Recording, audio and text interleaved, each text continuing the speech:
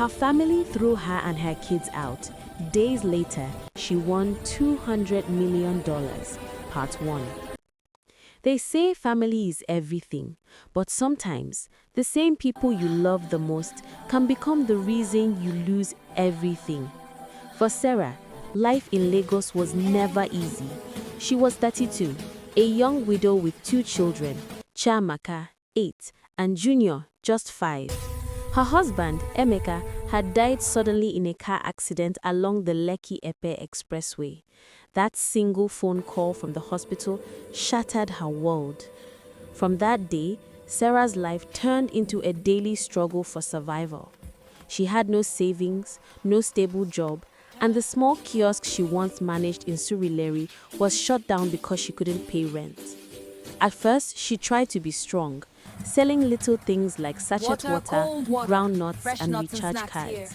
But Lagos is not kind to Buy your people cold who are drink. already broken. Buy groundnuts. Each day, Buy bottled she water. woke Buy your before cold drink. sunrise, packed her children's lunch, and prayed for strength. But behind her tired smile was a woman silently falling apart. Her mother lived in Ajegunle with 2 of her brothers, Chike and Nunso.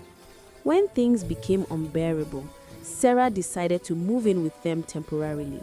She thought her mother would understand. After all, blood is supposed to stand for blood. At first, they welcomed her. Her mother said, "Don't worry, my daughter, you will get back on your feet soon." But after 2 months, everything changed. Chike started complaining about the cost of food. Nonso mocked her children, calling them liabilities.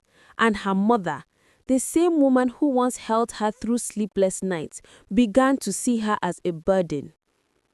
Whenever she came back tired from searching for work, her mother would sigh loudly, saying, "Sarah, you are a grown woman. You can't just stay here doing nothing. We are not running a charity home." Sarah would apologize quietly and promise to find a job soon. She tried. She walked under the burning Lagos zone from Surulere to Yaba, from Ikeja to Oshodi, looking for anything: cleaner, sales girl, nanny. But no one wanted a woman with 2 children and no guarantee she could resume early. Sometimes she came home swollen feet, holding her slippers in one hand, tears in her eyes.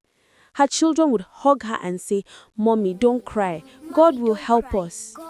And she would smile weakly, whispering, "Amen, my children, amen."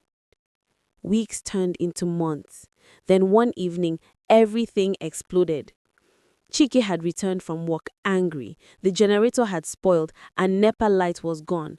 Dinner wasn't ready because Sarah had used the last cooking gas earlier in the day. Everyday problem. Since this woman entered this house, peace disappeared. She tried to explain, "Brother Chike, please, the gas finished. I was waiting for you before going to refill it." Before she could finish, he slammed his hand on the table. "You think we are fools here? We feed you, your children, and now you can't even cook food?" Her mother came out, wrapping her head tighter. "Chike is right," she said coldly. "You have overstayed your welcome, Sarah. You are not even trying to help yourself. What kind of woman are you?" Her heart dropped. "Mama, please don't say that. I'm your daughter." "And so what? You have children, you have responsibilities. Go and meet your husband's people. We can't carry your cross forever." Tears filled her eyes. She turned to her brothers, searching for any sign of pity. There was none. "If you don't like it, pack your things and go. Nobody begged you to come here." That night, Sarah cried until her pillow was wet. Her children clung to her confused. "Mommy, are we leaving?" Chiamaka asked. Sarah couldn't answer. Her voice broke as she whispered, "Just sleep, my baby. Everything will be fine." The next morning, Sarah woke up to find her belongings outside the door: nylon bags, a few clothes, and a bucket. Her brother stood there, arms crossed. Her mother looked away. "We can't continue like this," her mother said. "I'm sorry." Sarah fell to her knees, begging, "Mama, please, we have nowhere to go. At least give me 1 more week." But Chike shouted, "You heard, Mama, leave this house today." He grabbed one of her bags and threw it outside the gate. The sound echoed like thunder in Sarah's heart. She held her children close, trembling as she walked away.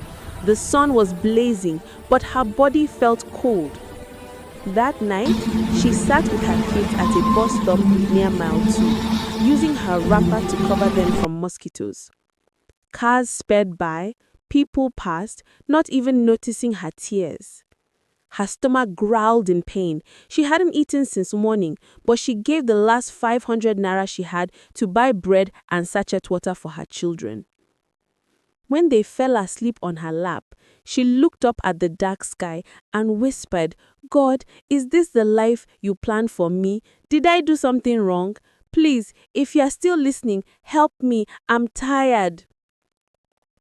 She didn't know that night was the turning point, the moment heaven began to move on her behalf. The next morning, a woman selling puff-puff across the road noticed her and came closer. "Madam, you don't look fine. You slept here?" Sarah nodded weakly. The woman gave her a small nylon of puff-puff and said, "Take, eat something. There's a job opening at the filling station down the street. Go and try your luck." Sarah thanked her and hurried to the station. They needed a cleaner. Pay was small, 20,000 naira monthly, but she didn't care. She started that same day. For the first time in months, she felt useful again. She cleaned floors, washed restrooms, and smiled at customers even when her back ached. Her children waited for her in a nearby kiosk after school, and together they walked home to a small wooden shack she rented beside the canal. It wasn't much, but it was theirs. Weeks later, one Saturday morning, Sarah stopped by a lotto shop near the filling station to buy airtime. The attendant smiled and said, "Auntie Sarah, you never try your luck. People they we know." She laughed tiredly. "Abeg, no start. I no get time for that one."